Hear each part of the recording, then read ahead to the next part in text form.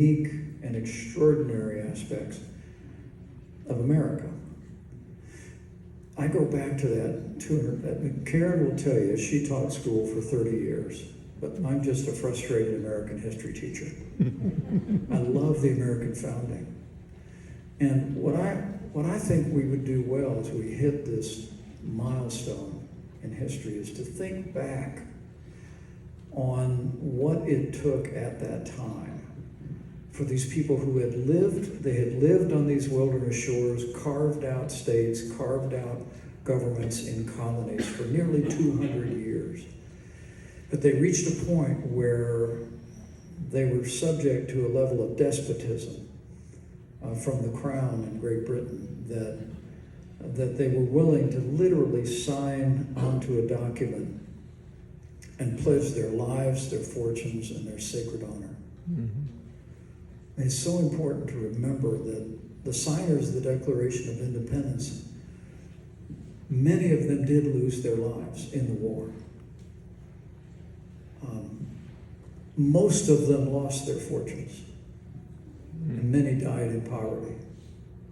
But none of them ever lost their sacred honor, because they lent themselves to this principle of a government, as Abraham Lincoln said, of the people, by the people, and for the people, that we would create a government built on the notion that all men are created equal, and that governments derive their authority from the consent of the governed, and they risk everything to accomplish that.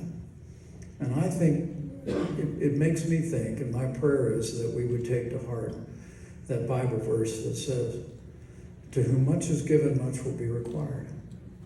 Think of what we have been given, men and women. I know it's a divided time. I know with the loud voices on the left and some on the populist right, I know that social media tends to amplify.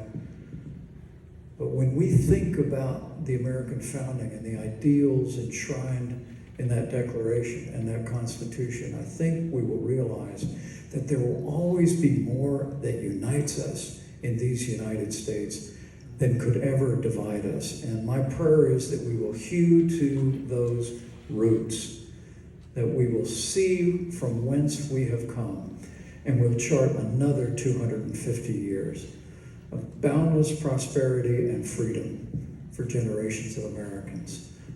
So help us God. Thank you.